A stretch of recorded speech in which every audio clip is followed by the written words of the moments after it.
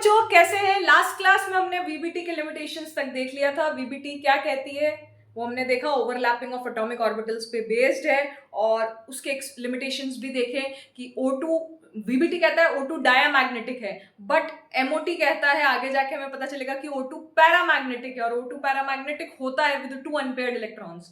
Plus shapes of molecules के बारे में कोई इंफॉर्मेशन वीबीटी नहीं देता।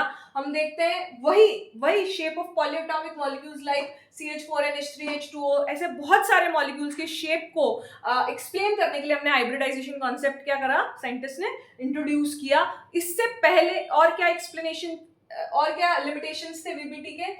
CH4NH3H2O, इनमें बॉन्ड एंगल एक्सप्लेन नहीं कर पाया वीबीटी। वो तो सिर्फ ओवरलैपिंग बताता था कि ओवरलैपिंग से बॉन्ड बनते हैं। जैसे CH4 में लास्ट क्लास में मैंने डिस्कस भी किया था, बट एक जगह में स्लिप हो गई थी। ग्राउंड स्टेट में कार्बन की 1s2 2s2 2p2, क्लियर है? ये ग्राउंड स्टेट है। जैसे ही आप इसकी एक्साइटेड स्टेट फर्स्ट लिखेंगे तो ये एक इलेक्ट्रॉन क्या कर जाएगा, जंप कर जाएगा। यहाँ पे ये H, ये H, ये H, ये H आ जाएगा, ये बॉन्ड BCD। तो आप देखेंगे BCD जो बॉन्ड्स है वो आपस में 90 डिग्री पे होने चाहिए, ठीक है, क्योंकि ये 90 डिग्री पे होने चाहिए, H बाहर होगा एक्चुअली, ठीक है। क्यों होने चाहिए? क्योंकि PX, PY, PZ आपस में 90 डिग्री पे होते हैं, और ये जो बॉन्ड बनेगा S ऑर्बिटल से वो कहीं पे भी हो सकता है, क्योंकि उसका डायरेक्शन अनसर्टेन है, क्योंकि S ऑर्बिटल स्फेरिकली सिमेट्रिकल होता है। बट एक्सपेरिमेंटली जब हमने देखा CH4 में बॉन्ड एंगल, तो बॉन्ड एंगल कितना निकलता है? 109 डिग्री 28 मिनट्स या फिर 109.5 डिग्री। लास्ट क्लास में क्या हुआ था? 109 डिग्री 5 मिनट्स मैंने लिख दिया था जल्दी में, तो वो प्लीज करेक्ट कर लीजिएगा।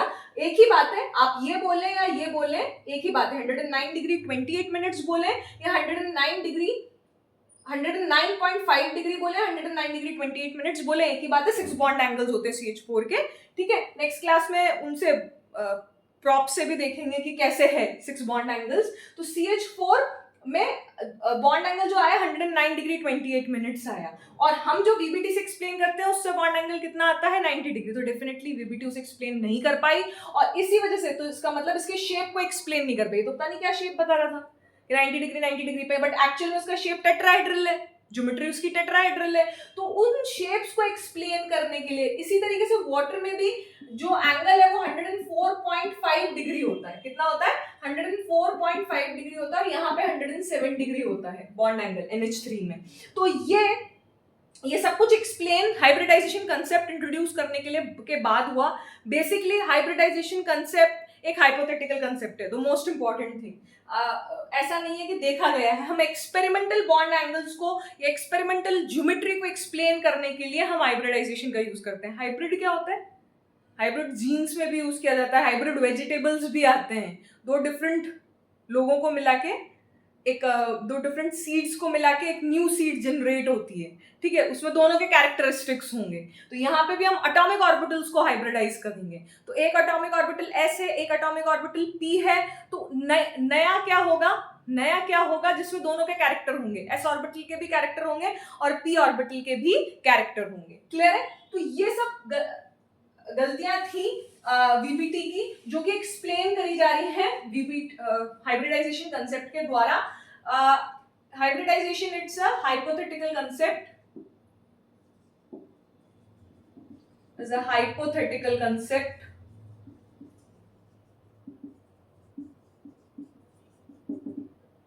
ठीक है। नेक्स्ट मोस्ट इंपॉर्टेंट बात, hybridization never occurs in isolated state of central atom. Definitely hybridization central atom का होगा। जैसे यहाँ पे हाइब्रिडाइजेशन हम कार्बन की बात करेंगे, यहाँ पे हम हाइब्रिडाइजेशन नाइट्रोजन की बात करेंगे, यहाँ पे हम हाइब्रिडाइजेशन ऑक्सीजन की बात करेंगे। तो सेंट्रल एटम का हाइब्रिडाइजेशन होता है। तो hybridization of central atom occurs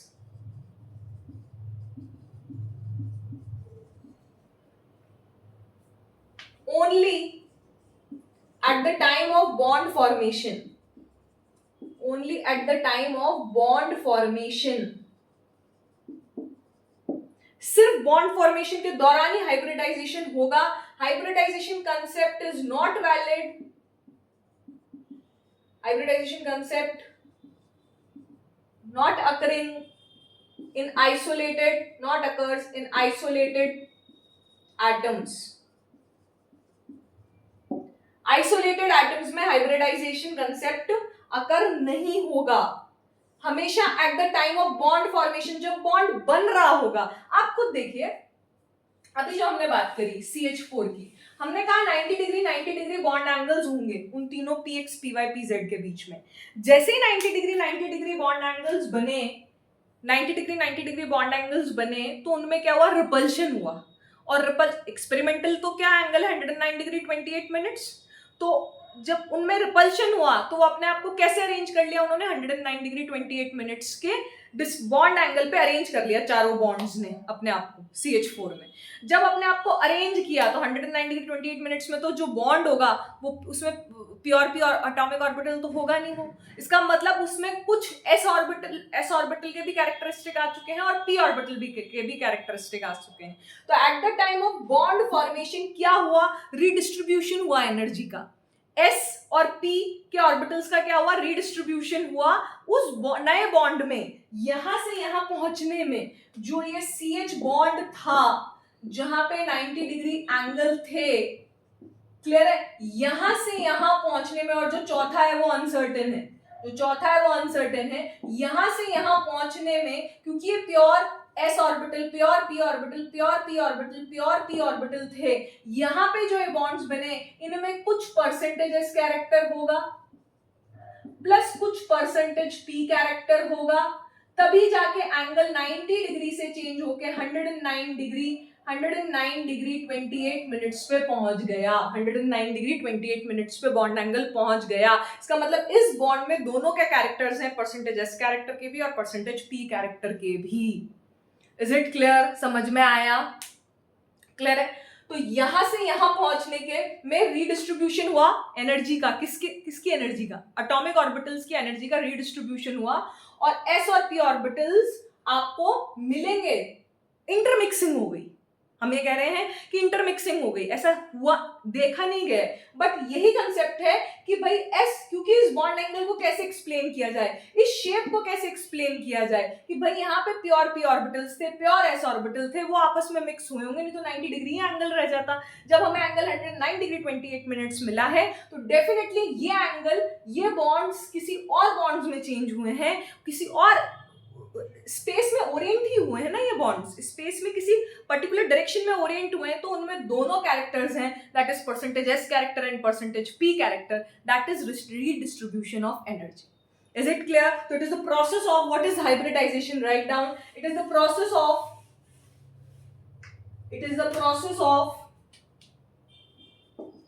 hybridization is the process of intermixing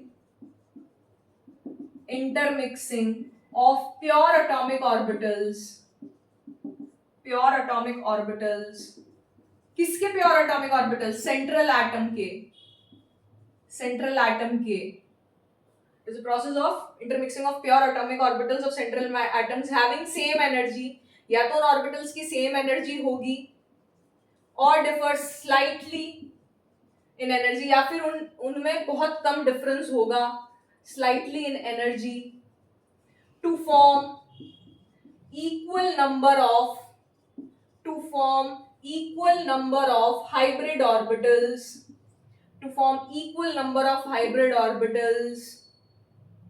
equal, जितने एटॉमिक ऑर्बिटल्स मिक्स्ड हुए उतने ही हाइब्रिड ऑर्बिटल्स बने, ठीक है, of same energy and same shape in a set. उन हाइब्रिड ऑर्बिटल्स का सेट में, in a set of same energy and same shape in a set, and they symmetrically oriented, these hybrid orbitals, write down, these hybrid orbitals symmetrically oriented in space। ये जो hybrid orbitals हैं are symmetrically oriented in space, एक दूसरे से कितने angles पे होंगी, ठीक है, और these hybrid orbitals अभी बात करते हैं, एक एक को एक्सप्लेन करेंगे फीचर्स में, एक एक को एक्सप्लेन करेंगे, आज का और कल का लेक्चर देखिएगा। These hybrid orbitals form bonds, जो कि किसके हैं ये हाइब्रिड ऑर्बिटल, सेंट्रल एटम के, विद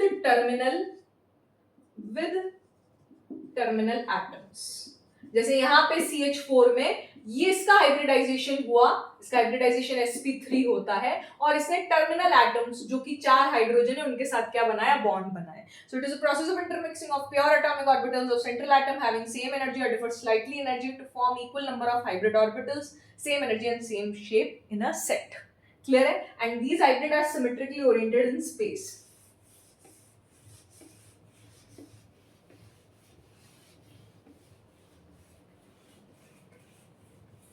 ठीक है, यहां तक समझ में आया? अब फीचर्स क्या है हाइब्रिडाइजेशन के, और उसी में हम बात करते हैं।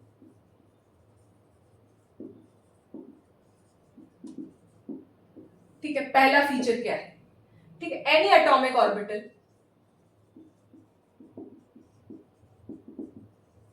whether it is half filled, full filled and vacant orbital can, any atomic orbital whether it is half filled, full filled and vacant orbital can participate in hybridization,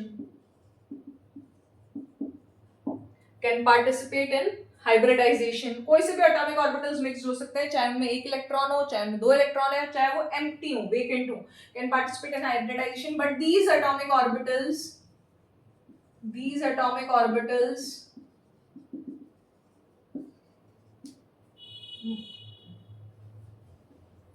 atomic orbitals are from same atom, जो कि central atom होगा, are from same atom and having same energy। और ये atomic orbitals की या तो same energy होगी या differ slightly in energy.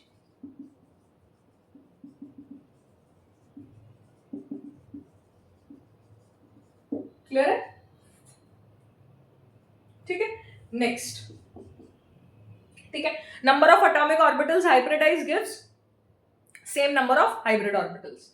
So number of hybrid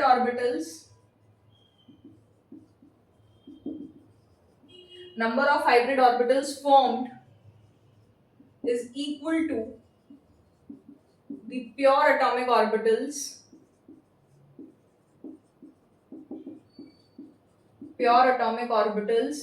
number of hybrid orbitals formed, कितने hybrid orbitals बनेंगे, कितना hybrid is equal to the pure atomic orbitals, is equal to the pure atomic orbitals that hybridize, pure atomic orbital of central atom, of course central atom that hybridise,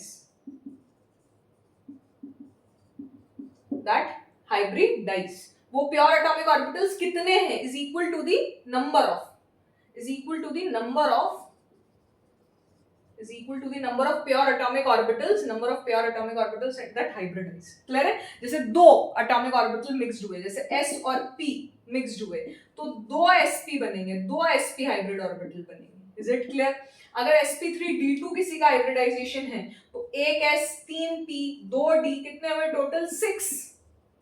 6 atomic orbital hybridise हुए हैं, 6 atomic orbital hybridise हुए हैं, तो बनेंगे भी कितने hybridise हुए, तो बनेंगे भी कितना हाइब्रिड ऑर्बिटल्स, sp3d2 के कितना हाइब्रिड ऑर्बिटल्स बनेंगे? 6 बनेंगे। यहाँ पे sp हाइब्रिड ऑर्बिटल के कितने ऑर्बिटल बनेंगे? 2 बनेंगे। Is it clear? sp hybrid orbital के कितने ऑर्बिटल बनेंगे? 2 hybrid orbital. Clear? sp plus sp, यहाँ पे 6 एटॉमिक ऑर्बिटल हाइब्रिडाइज हुए हैं, तो 6 ही sp3d2 हाइब्रिड ऑर्बिटल्स बनेंगे। Is it clear? दोनों फीचर्स समझ में आए आपको? नेक्स्ट, थर्ड पॉइंट, यहां तक समझ में आई कहानी? ठीक है, जैसे s ऑर्बिटल सिमेट्रिकल होता है, ठीक है, p ऑर्बिटल सिमेट्रिकल होता है, ये किसी पर्टिकुलर डायरेक्शन में होते हैं, मतलब px होगा तो electron density along x axis होगी, py होगा तो electron density along y axis होगी, pz हुआ तो electron density along z axis होगी, ठीक है। और दो इक्वल लोब्स होते हैं, दोनों इक्वल लोब्स है, मतलब इलेक्ट्रॉन डेंसिटी दोनों में क्या है, सेम है, क्लियर। बट जो हाइब्रिड ऑर्बिटल बनेगा, सपोज टू बी एक s और एक p हम मिला देते हैं तो हमें ये मिलेगा, ठीक है। तो मेजर इलेक्ट्रॉन डेंसिटी कंसेंट्रेट कहां करती है, बिगर लोब में, ठीक है। जो इलेक्ट्रॉन डेंसिटी है, इलेक्ट्रॉन डेंसिटी कंसेंट्रेटेड इन बिगर लोब, तो यही बॉन्ड बनाएगा, ये बिगर लोब ही बॉन्ड में जाएगा, यही ओवरलैपिंग में जाएगा, क्योंकि पूरी इलेक्ट्रॉन डेंसिटी यहां है। इस वजह से इस पॉइंट को वैसे नेक्स्ट क्लास में डिस्कस करना है, बट फिर भी थोड़ा सा आइडिया कि इसी वजह से, क्योंकि डायरेक्शनल है, ये भी डायरेक्शनल है, हाइब्रिड ऑर्बिटल्स भी डायरेक्शनल होते हैं, आर डायरेक्शनल, और जिनमें लोब्स जो हैं वो एक बिगर लोब है और एक स्मॉलर लोब है, क्लियर। जो बिगर लोब है यहाँ पे इलेक्ट्रॉन डेंसिटी कंसेंट्रेटेड है, तो सारे बॉन्ड्स कहां से बनेंगे, इस जगह से बनेंगे, ऐसे दो बनेंगे,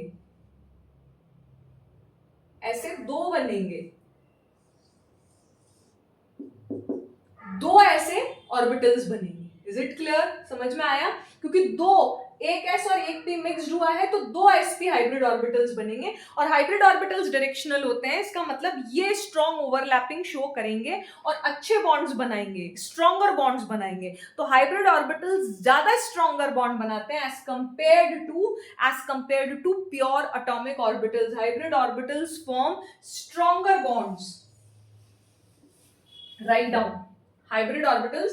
इसको नेक्स्ट क्लास में और बहुत अच्छे से पढ़ेंगे, बहुत सारी चीजें, लेकिन आज नहीं। Hybrid orbitals form stronger bonds as compared to pure atomic orbitals, as they are directional and they have electron density concentrated in the bigger lobe. As hybrid orbitals are directional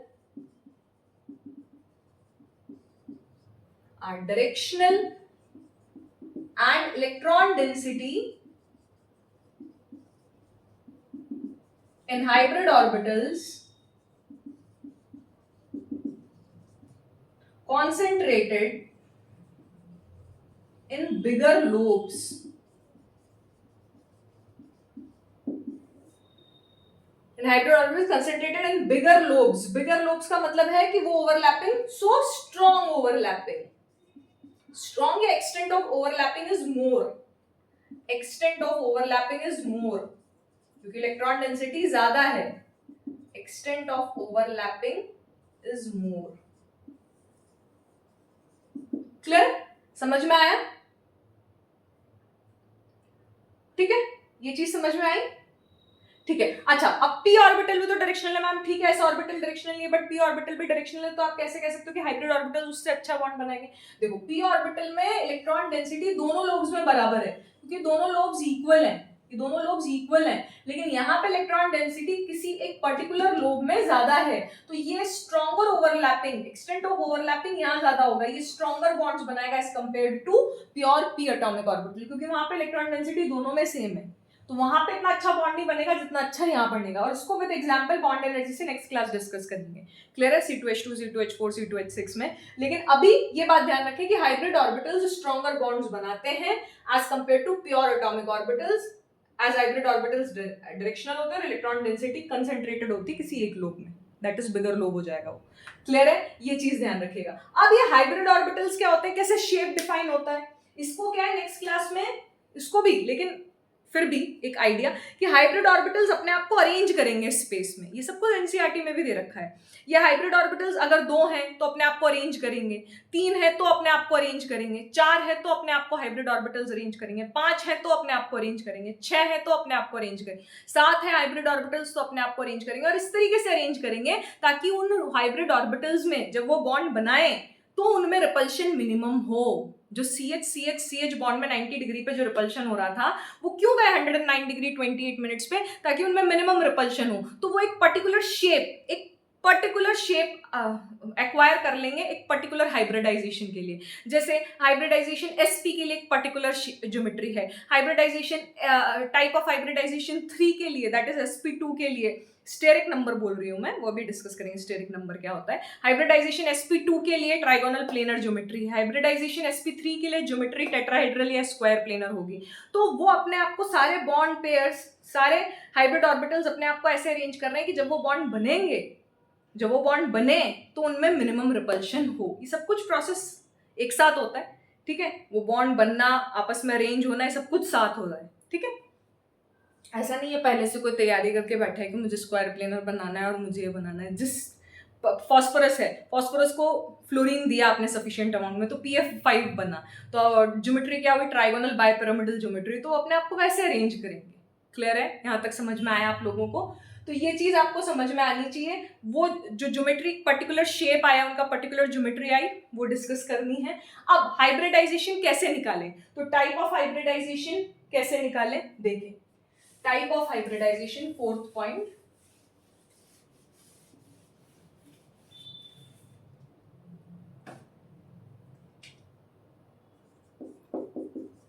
type of hybridization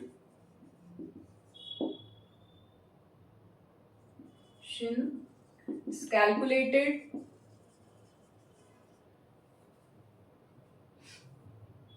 from the steric number।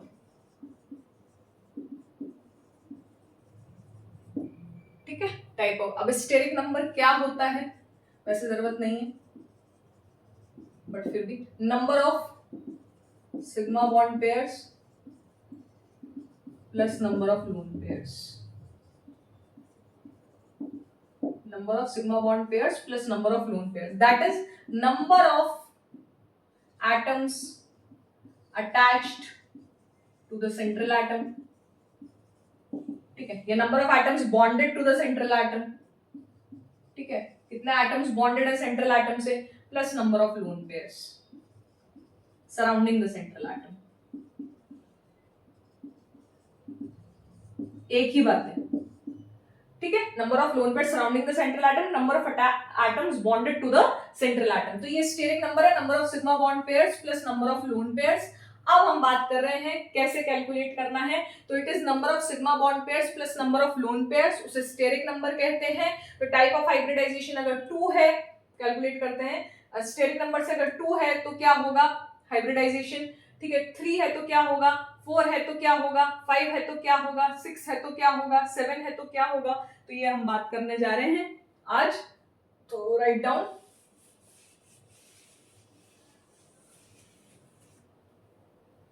Steric number, ठीक है। Hybridisation, type of hybridisation,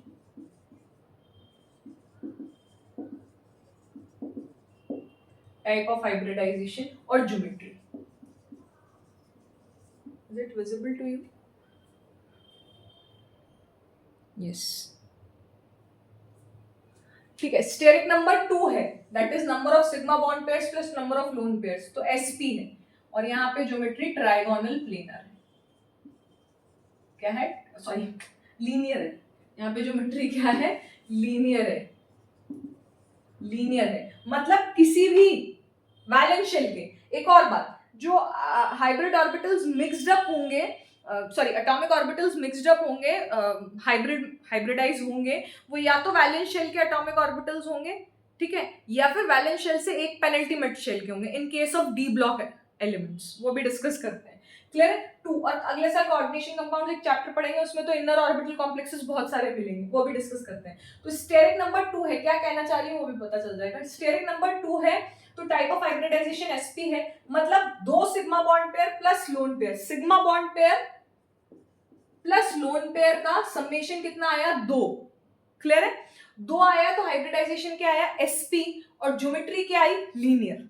याद होना चाहिए। तो ns और np mixed हुए होंगे, मतलब वैलेंस शेल के S और P मिक्स्ड हुए होंगे, और जितने एटॉमिक ऑर्बिटल मिक्स्ड होते हैं उतने ही हाइब्रिड ऑर्बिटल्स बनते हैं। तो 2 sp बने, इसलिए स्टेरिक नंबर 2 आया, 2 bond pair plus 0 lone pair, एक एग्जांपल।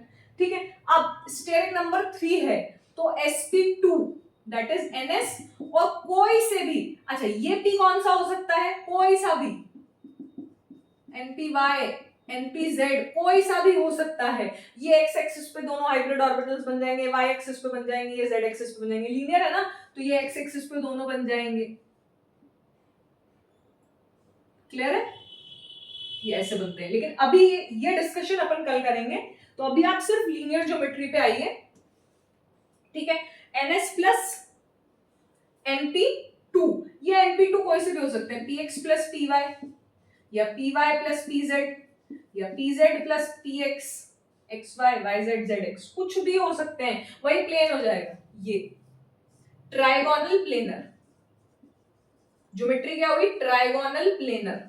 बॉन्ड एंगल भी डिस्कस करेंगे नेक्स्ट क्लास में, 180 डिग्री होता है 120 डिग्री, अच्छे से डिस्कस करेंगे। लेकिन अभी आप इतना तो समझिए कि सेकंड स्टेरिक नंबर से टाइप ऑफ हाइब्रिडाइजेशन sp है, और वो लीनियर जो ज्योमेट्री आएगी वो किसी भी एक्सिस पे आ सकती है, x y z।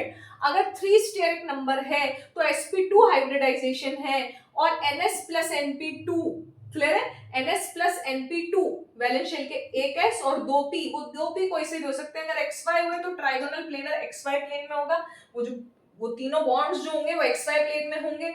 यहाँ पे py प्लस pz है मतलब yz प्लेन में होंगे, और pz और px में होंगे तो xz प्लेन में वो तीनों हाइब्रिड ऑर्बिटल्स होंगे। तो ट्राइगोनल प्लेनर इसकी ज्योमेट्री है। क्लियर है, ठीक है, तो 3 sigma bond pair plus 0 lone pair, एक एग्जांपल ये हो सकता है।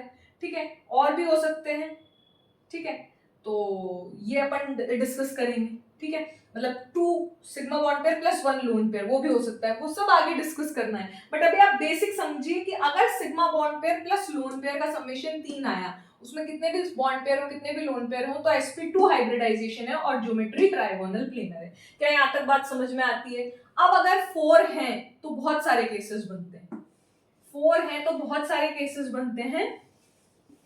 देखें 4 है तो सबसे पहला केस बनता है sp3, ns प्लस np, तीनों आगे रे भाई, px py pz, 3 ही p होते हैं और तीनों आगे, तो sp3, और ज्योमेट्री क्या हो गई, टेट्राहेड्रल। टेट्राहेड्रल बोलो टेट्राहेड्रॉन बोलो, एक ही बात है। क्लियर है, तो sigma bond pair plus lone pair का समेशन कितना है, 4। क्लियर है, इसमें 2 बॉन्ड पेयर और 2 सिग्मा बॉन्ड पेयर। अच्छा, शेप हमेशा सिग्मा से सिग्मा और लोन पेयर से बताई जाती है। मतलब जो ज्योमेट्री है, अभी ज्योमेट्री और शेप में भी डिफरेंस पढ़ेंगे अगली क्लास में। तो जो ज्योमेट्री है, हम तो ये मानते हैं कि ज्योमेट्री जो है वो sigma bond pair plus lone pair से बताई जाती है। पाई बॉन्ड का कोई लेना देना नहीं है शेप और ज्योमेट्री डिस्कस करने में, पाई बॉन्ड का कोई लेना देना नहीं है। तो अगर 4 sigma bond pair plus lone pair है, 4 sigma bond pair plus lone pair है, तो क्या होगा, sp3, एक s और 3 p मिलके 4 हाइब्रिड ऑर्बिटल्स बनेंगे। स्टेरिक नंबर 4 का मतलब आप ऐसे समझे, स्टेरिक नंबर 2 3 4 का मतलब जितना स्टेरिक नंबर हुआ उतना हाइब्रिड ऑर्बिटल आपको मिलेंगे, और उतने एटॉमिक ऑर्बिटल मिक्स हुए होंगे क्योंकि दोनों सेम होते हैं।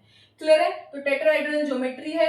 एक और इसका फर्स्ट केस तो ये है, ए बी है d3s, जो कि अगले साल खूब पढ़ना है कोऑर्डिनेशन कंपाउंड्स में, ये भी टेट्राहेड्रल ज्योमेट्री बनाता है। क्लियर है, और यहाँ पे जो ये D है वो n माइनस पेनल्टीमेट शेल का, मतलब ये वैलेंस शेल है ns तो, और n-1 का D यूज होंगे, और वो D कौन कौन से, n-1 dxy plus n-1 dyz plus n-1 xy yz zx, मतलब non axial orbitals, non axial d orbitals dxy dyz dzx n-1 shell के, मतलब पेनल्टीमेट शेल के, जब ns ऑर्बिटल के साथ मिक्सअप होंगे, हाइब्रिडाइज होंगे, तो d3s कितने एटॉमिक ऑर्बिटल हाइब्रिडाइज हुए, 4, तो 4 d3s बनेंगे and they will orient themselves in a tetrahedral fashion. ठीक है, आपको पता ही है एंगल 109 डिग्री 28 मिनट्स होता है, 109.5 डिग्री होता है, जो कि नेक्स्ट क्लास में आपको बहुत अच्छे से पता चलेगा, विद प्रॉप्स अपन बात करेंगे। क्लियर है, और इसमें एक और होता है दैट इज सी dsp2, यहां पे ज्योमेट्री जो है वो स्क्वायर प्लेनर होती है, ठीक है, और ये जो d है वो इनर ऑर्बिटल का ही होता है, तो ये n-1 और d भी फिक्स्ड है यहाँ पे कि dx square dash y square होता है। भाई 5 d होते हैं, ये सब ध्यान रखना है इतना। भाई अब पढ़ते जा रहे हो आप, पीरियोडिक टेबल कंप्लीट हो गया। डी 5 के होते हैं, 3 नॉन एक्सियल 2 एक्सियल, तो dxy dyz dzx non axial D orbitals का सेट होता है, और एक्सियल ऑर्बिटल्स का सेट क्या होता है, dx square dash y square और dz स्क्वायर। तो dx square dash y square inner shell का, पेनल्टीमेट शेल का, n-1 शेल का प्लस ns प्लस np2, और ये p कौन से है, px प्लस py यहाँ पे फिक्स्ड है। इस DSP2 में d भी फिक्स्ड है, dx square dash y square, और ये p भी फिक्स्ड है, px प्लस py, क्योंकि xy प्लेन में स्क्वायर प्लेनर बनता है, xy प्लेन में स्क्वायर प्लेनर बनता है, xy प्लेन में स्क्वायर प्लेनर बनता है। Is it clear? DSP2 n-1 dx square dash y square plus ns plus np2, clear है? ठीक है, तो यहां पे भी 4 ऑर्बिटल, एटॉमिक ऑर्बिटल मिक्स्ड हुए, एक d अंदर वाले शेल का, एक s और 2 p, वो p कौन से, px प्लस py, d कौन सा, dx square dash y square, और आपको ये ज्योमेट्री मिल गई। तो DSP2, तो 4 स्टेरिक नंबर में जहां पे sigma bond pair plus lone pair का समेशन 4 होता है, उसमें sp3 d3s और dsp2 ये 3 हाइब्रिडाइजेशन मिलेंगे आपको। sp3 और d3s दोनों की ज्योमेट्री टेट्राहेड्रल है, बट dsp2 की ज्योमेट्री स्क्वायर प्लेनर है। Is it clear? समझ में आया? नेक्स्ट आगे बढ़ जाए। Next 5,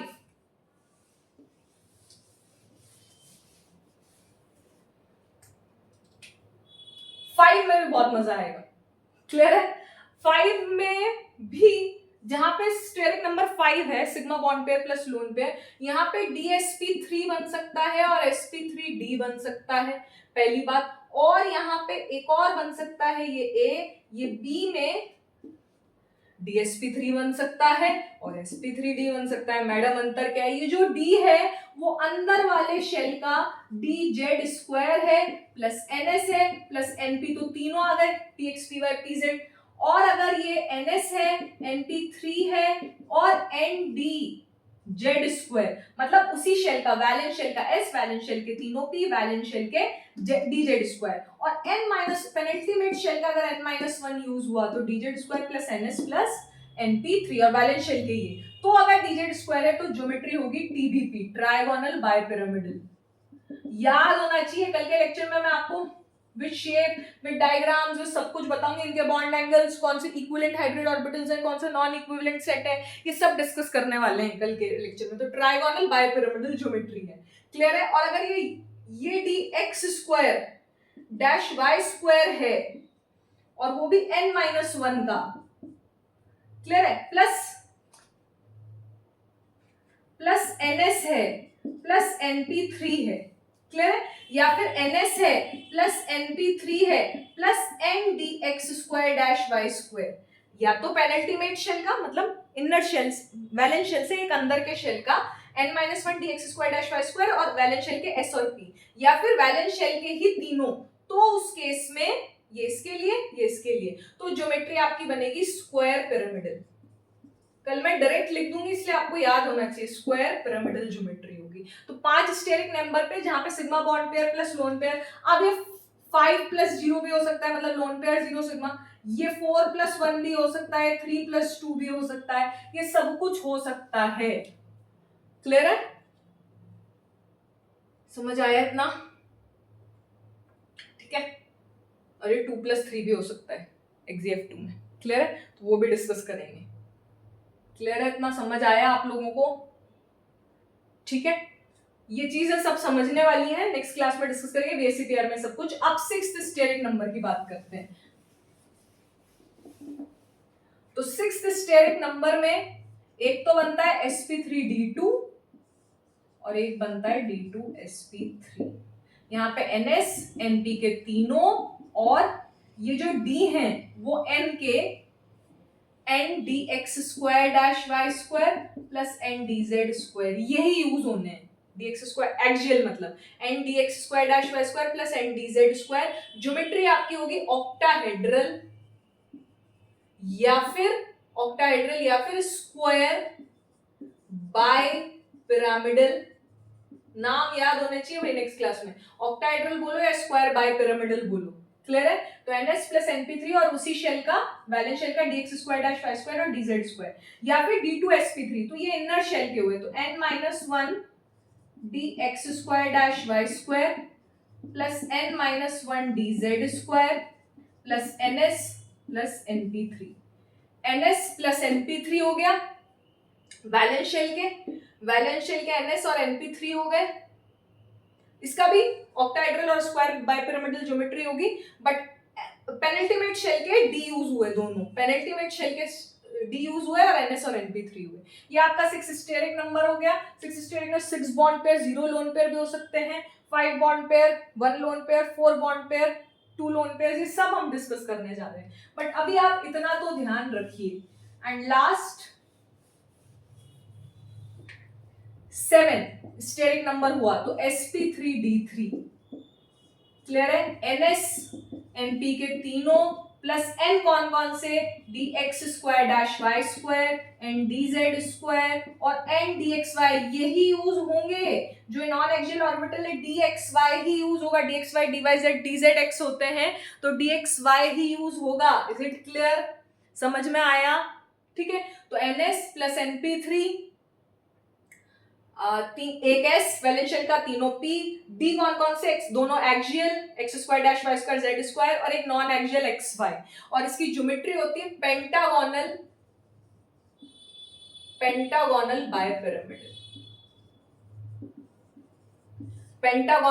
bipyramidal. यहां से हम फिर नेक्स्ट लेक्चर स्टार्ट करते हैं। आई थिंक काफी लेंदी हो गया है, तो नेक्स्ट लेक्चर हम स्टार्ट करते हैं विद प्रॉप्स। खूब सारे समझेंगे कि कैसे 6 बॉन्ड एंगल्स हैं टेट्राहेड्रन में, कैसे lone pair, bond pair, VSEPR start करेंगे।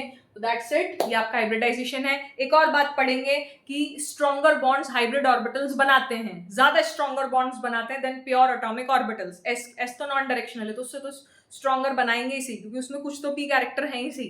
sp सब में देखो आप sp2 sp3, तो कुछ तो डायरेक्शनल कैरेक्टर, d भी डायरेक्शनल होता है, तो डेफिनेटली ये ज्यादा स्ट्रॉन्गर बॉन्ड्स बनाएंगे। बट p से भी ज्यादा स्ट्रॉन्गर बनाएंगे, p भी डायरेक्शनल होता है।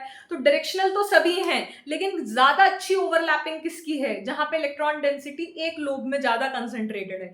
p में दोनों लोब्स में इक्वली कंसंट्रेटेड है, वहीं हाइब्रिड ऑर्बिटल्स में एक लोब में ज्यादा कंसंट्रेटेड है, दूसरे में कम है। इसलिए हाइब्रिड ऑर्बिटल्स स्ट्रॉन्गर बॉन्ड्स बनाते हैं। और sp sp2 sp3 में परसेंटेज s कैरेक्टर की भी बात करेंगे। परसेंटेज s कैरेक्टर किस में ज्यादा है, sp में ज्यादा है। देखें sp में कितना है, यहां से हम हमारे लेक्चर की शुरुआत करेंगे। sp sp2 sp3, यहां पर परसेंटेज s कैरेक्टर दो एटॉमिक ऑर्बिटल मिक्स्ड हुए, तो s का कितना परसेंटेज है, 50%।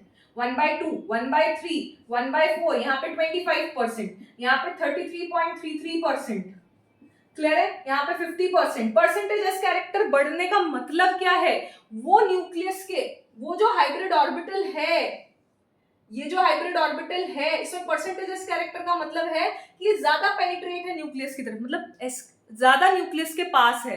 ज्यादा न्यूक्लियस के पास है तो यही तो ओवरलैपिंग करेगा।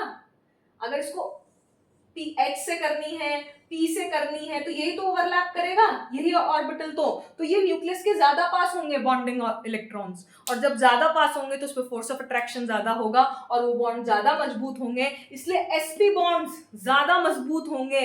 इनकी बॉन्ड एनर्जी, जो जब ये बॉन्ड्स बनाएंगे तो उनकी बॉन्ड एनर्जी ज्यादा होगी देन sp2 से, देन sp3 की और कम होगी, और p की सबसे लास्ट होगी। तो that we will discuss in next class. We will start with that class with this topic and with experimental data लेके आऊंगी मैं आपके लिए। ये आता है और ये बुक्स में अच्छी स्टैंडर्ड बुक्स में दे रखा है। और उसके बाद हम इनकी ज्योमेट्री में बॉन्ड एंगल्स डिफाइन करेंगे, equivalent non equivalent hybrid orbitals पढ़ेंगे, ठीक है, उनके सेट अलग अलग होते हैं, और उसके बाद हम VSEPR स्टार्ट करेंगे। ठीक है, थैंक यू सो मच।